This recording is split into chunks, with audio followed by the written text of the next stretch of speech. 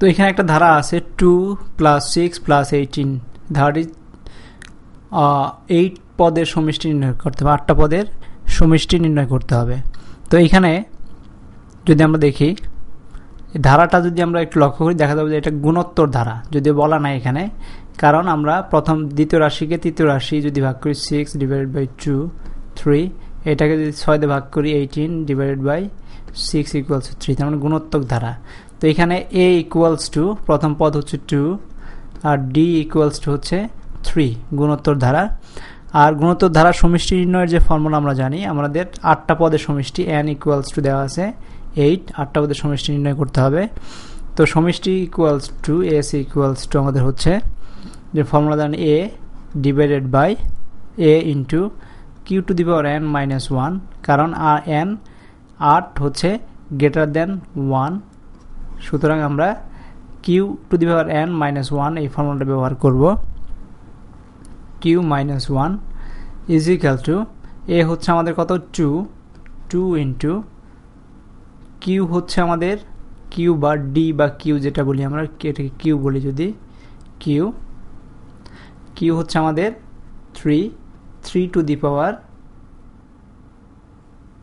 n হচ্ছে 8 - 1 3 to the power 8 - 1 divided by 3 - 1 is equal to যেটা হবে সেটা হচ্ছে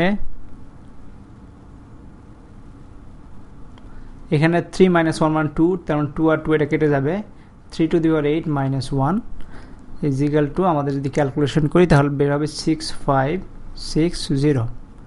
তো এটাই হচ্ছে আমাদের রেজাল্ট। তো এই এক্সাম্পলটা দেখতে, একটি গুণোত্তর ধারার প্রথম দ্বিতীয় পদ যথাক্রমে 125 আর 25 হলে ধারাটির পঞ্চম পদ এবং ষষ্ঠ পদ নির্ণয় করা। এখন প্রথম পদ হচ্ছে 125 এবং দ্বিতীয় পদ হচ্ছে 25। এইখানে প্রথম পদ সমান 125, দ্বিতীয় পদ সমান হচ্ছে 25।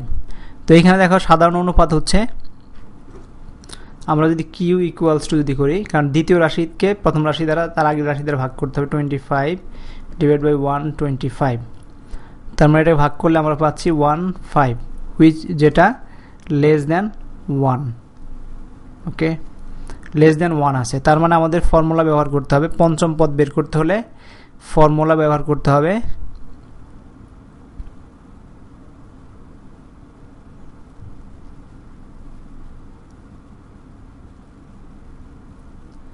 s = এখানে হচ্ছে প্রথম পদ আছে q = পেয়েছি, আর বের করতে পঞ্চম এবং ষষ্ঠ পদ, তার মানে n = একটা 5 আর একটা হবে n = 6।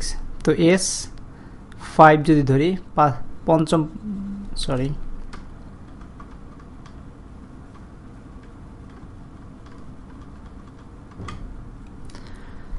তো n = যদি 5 ধরি, তাহলে আমাদের পঞ্চম তম পদ বের করার নিয়ম হচ্ছে পঞ্চম পদ বা fifth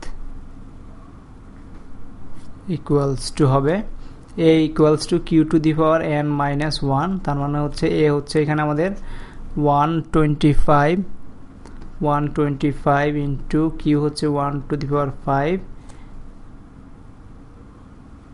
to the power 5 - 1 equals to 125 into 15 to the power 4। তো এটার অর্থ হলো 125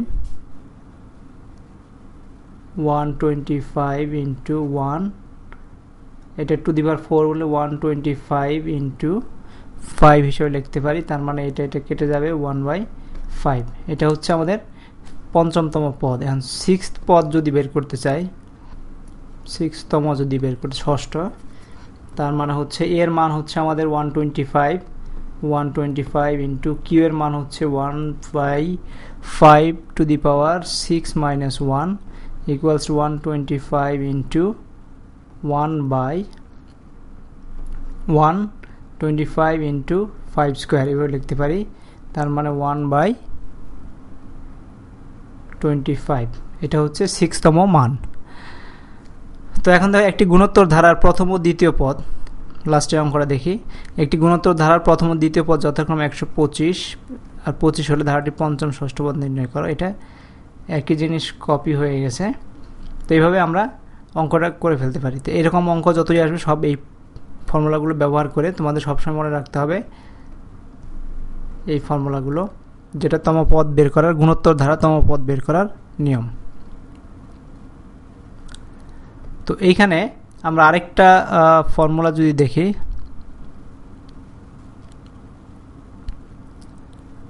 যেটা দেয়া আছে 1 + 1/3 + 1/9 + 1/27 ইকুয়ালস ধারাটির প্রথম 5টি পদের সমষ্টি বের করতে হবে। এই ধারার 5টা পদের সমষ্টি বের করতে হবে। তো প্রথম পদ ইকুয়ালস টু দেওয়া আছে, এ ইকুয়ালস টু আছে আমাদের 1। তো ডি বের করতে হলে বা সাধারণ অনুপাত, কারণ এটা গুণোত্তর ধারা বোঝা যাচ্ছে, সাধারণ অনুপাত সমান সমান হচ্ছে 1/13 ডিভাইড বাই 1 ইকুয়ালস টু 13। এটা হচ্ছে লেস দেন 1। তো আমাদের লেস দেন 1 যেটা থাকে, লেস দেন 1 হলে তার পদ সংখ্যা আমাদের বের করতে 5টা। তো n সমান সমান দেওয়া আছে 5।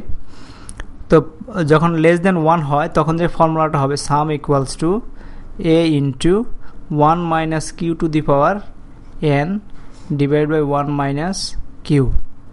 যদি গ্রেটার দেন হয় তাহলে আমাদের ফর্মুলা হয় কোনটা, a into q to the power n minus 1 divide by q minus 1। এটা যদি এই সাধারণ অনুপাতটা যদি গ্রেটার দেন 1 হতো তাহলে এটা হতো, আর যদি ইকুয়ালস টু 1 হতো তাহলে হতো n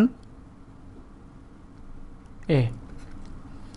তো ঠিক আছে, এটা যেহেতু লেস দেন 1 তার মধ্যে এই ফর্মুলা পড়বে আমাদের a হচ্ছে আমাদের কত 1 ইন্টু 1 মাইনাস সাধারণ অনুপাত হচ্ছে 1/3 টু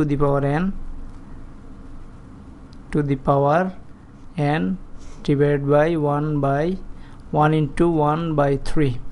তো এটাকে যদি আমরা ফর্মুলা n হচ্ছে, n এর মান হচ্ছে আমাদের এখানে 5, তো আমরা এটাকে 5 লিখে ফেলি 5। তো এটাকে যদি আমরা ফর্মুলায় ফেলে দেই